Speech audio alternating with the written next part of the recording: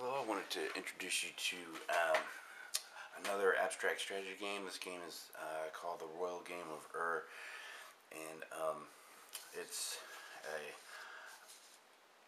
one of the oldest board games known, and it originates from Mesopotamia, um, also known as Sumeria, and it's considered to be possibly one of the predecessors of the game of backgammon. And it's a dice and race game,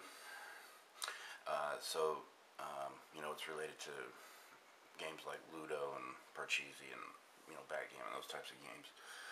I just want to go over the rules of the game, and then I'll also discuss some strategies in another video. The rules, basically, it's a two-player game. One player sits on this side here, and these are his pieces, and this is his dice here. And then the other player sits on the other side, and these are his pieces and his dice. And each player has 7 pieces. And the goal of the game is to be the first to move all your pieces off of the board.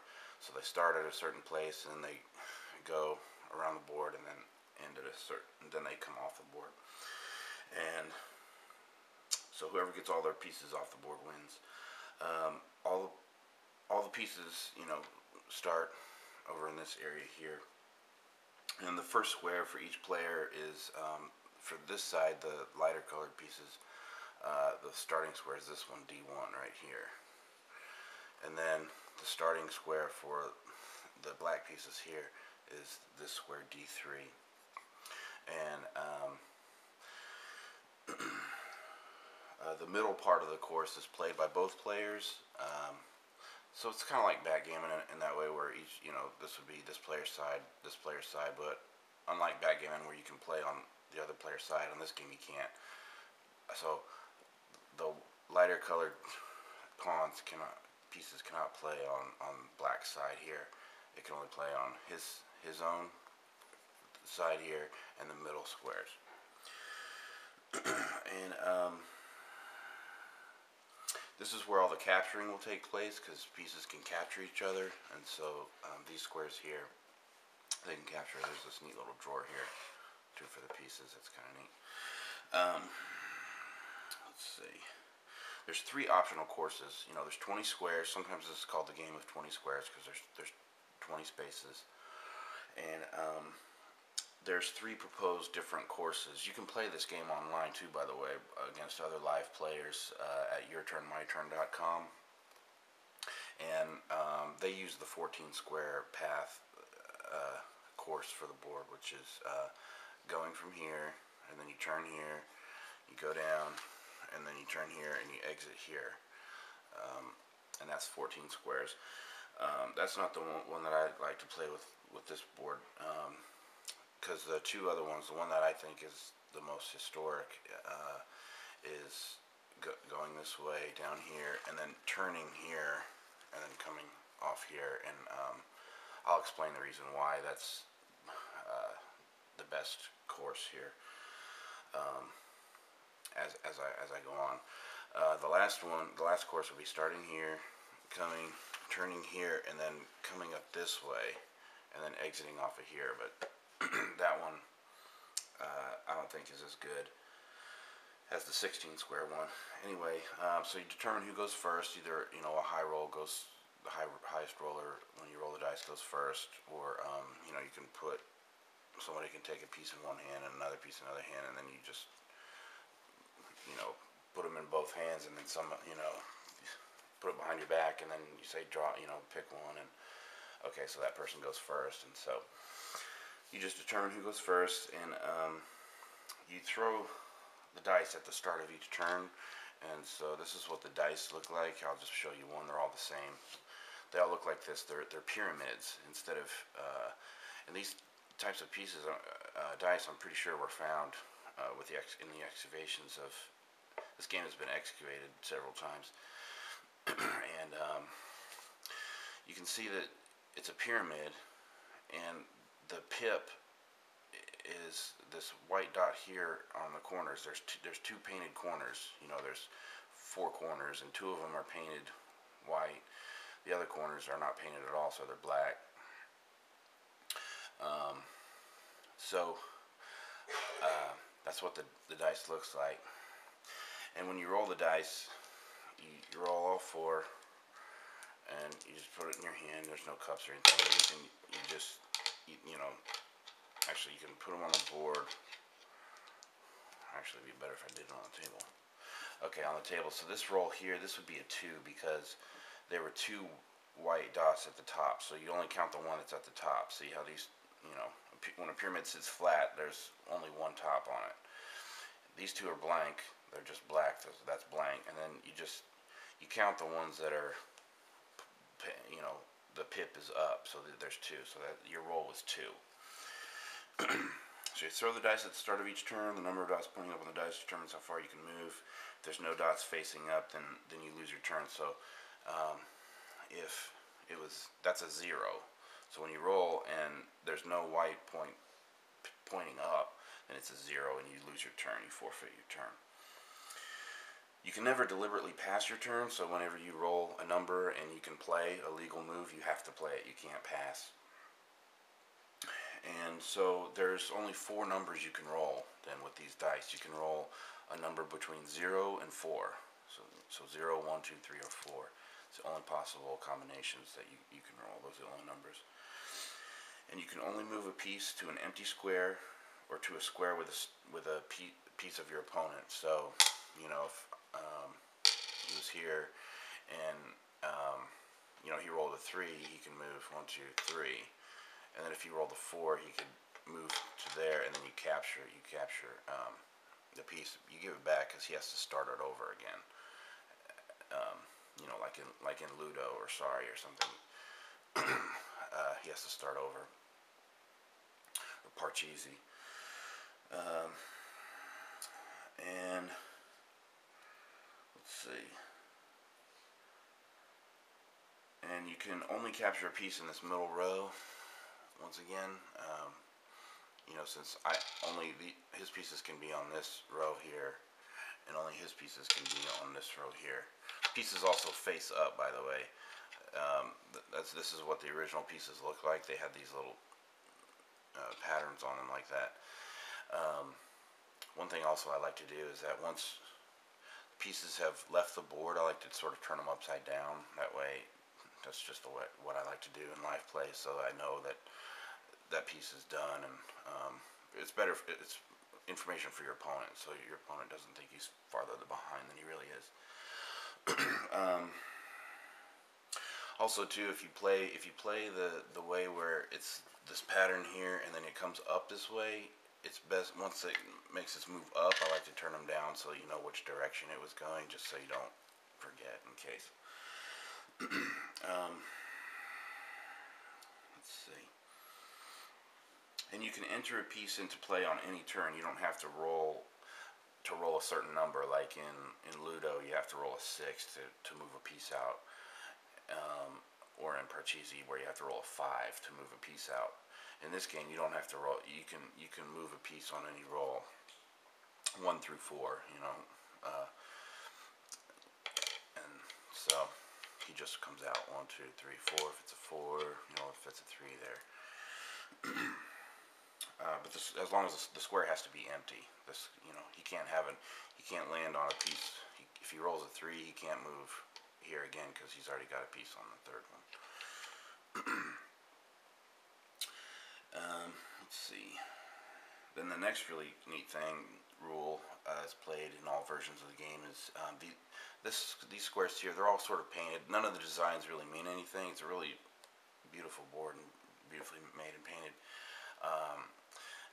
But the only design that means anything is these. This is called a rosetta. So there's rosetta there, rosetta there, rosetta there, and there. And if your piece ends up on a space with the rosetta on it, then you roll again. That's how you get your extra roll in this game, is by landing on a square. You know, once again, that's a different. You know, if you play Ludo. If you roll a 6, you get to move. You know, it depends on the roll you get. But here, it's just the square. When you land on these squares, then you get an extra turn. That's also, by the way, why a lot of us think that the correct way to travel around the board is by going down here, turning, and then coming up here, because then the Rosettas are four. If you roll all fours, like if you roll four fours in a row, then you make it all the way around the board. See how they're four spaces apart? You know, 1, 2, 3, 4, 1, 2, 3, 4, 1, 2, 3, 4, 1, 2, 3, 4, and then so you know they're all four spaces apart. So that's probably the proper course to take. And let's see.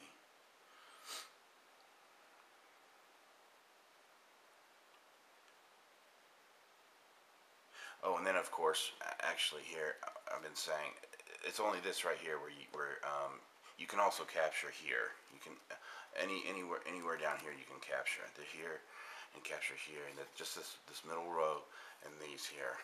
I think before I was playing here, but it's just these four where no captures are made. Okay, almost done. Also, when you get an extra turn, you're free to determine which piece you move in the next move, and if you land on a Rosetta again, then you move again. So you know, if you land here, you can move. You know, and you get another turn. You roll again. You can move him, or you don't have to move him. You can move another piece for your next turn. And if you have a valid move, you must move. If you can't move, if you can't make a move at all, a valid move, then you have to pass. But as long as you have a legal move, you have to make it. And movement is strictly forwards. It's not like backgammon. I mean, it's not like Sorry where you can move backwards. It's all forward movement. And both players go in the same direction. It's not like backgammon where it's opposite directions. And you know, the reason for that is because just the board's so small, so it, you know, relative to the number of pieces that you play with, so it can get really overcrowded. And then the last thing, or the last two things, is that pieces, you have to leave the board on an exact throw. So that's like how most dice and race games are. You know, so if you're here, you have to roll a 3 to get this guy, you know, 1, 2, 3 off. I mean, if you roll a 1, you can move there, and then you'll need a 2. Or, you know, and then if you get a 2, move here, roll again, you get a 1, let's say, then he's off the board, and you just turn him over. So it has to be an exact throw. And then the last thing about the rules is that the blockades are not allowed. So, like, if you're, you know, playing Parcheesi or, you know, or Senate, you know, you have, you know, Parcheesi, you can put 2 on the same spot, and that's a blockade, and nobody can pass them. But, and then in Senate, you know, you can have blockade where they're in 2 consecutive squares like that, and then the other player can't pass them. But in this game, that's not allowed. It's not done. So that pretty much covers the rules. There's a few alternative rules that some people play by, and one is just where you play with 6 pieces. Like at YourTurnMyTurn.com, they play with just 6 pieces, and that's fine. You see that sometimes. Most rule sets, though, you play with 7. And then, you know, in some places you go, they make white always goes first, so that's another option. Then a real interesting thing, and they do this at YourTurnMyTurn.com. I don't agree with it, but the pieces on a Rosetta square, they have that it's safe from capture. But then if that was the case, then there's no reason for this Rosetta to be here and this Rosetta to be here, because they already can't be captured. So that's not considered really a standard rule. That's just kind of an extra rule that some people play by. You really just have this one and then this one. Oh no, yeah, just this one. Yeah, these would be okay. You could have these safe, but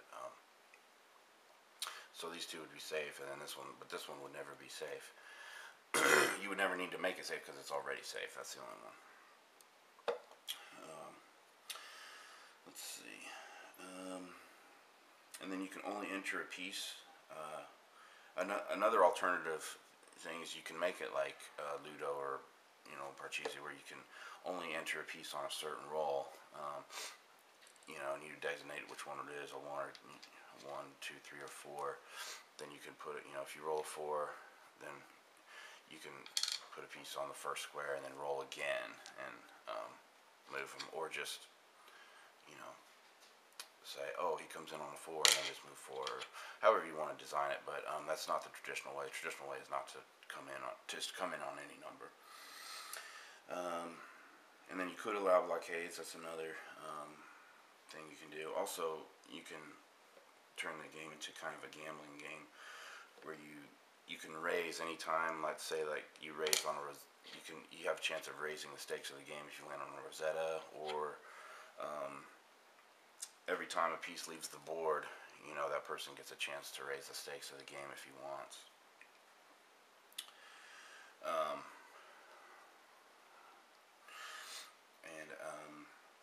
Yeah, so that's about it. That's the rules, and I'm gonna make another video about some strategies, because a lot of people think that there's probably not a whole lot of strategies to dice and race games in general, but like in backgammon, it is rather complex. This one's not as complex as backgammon, but it does have some complex strategies that I'd like to go over.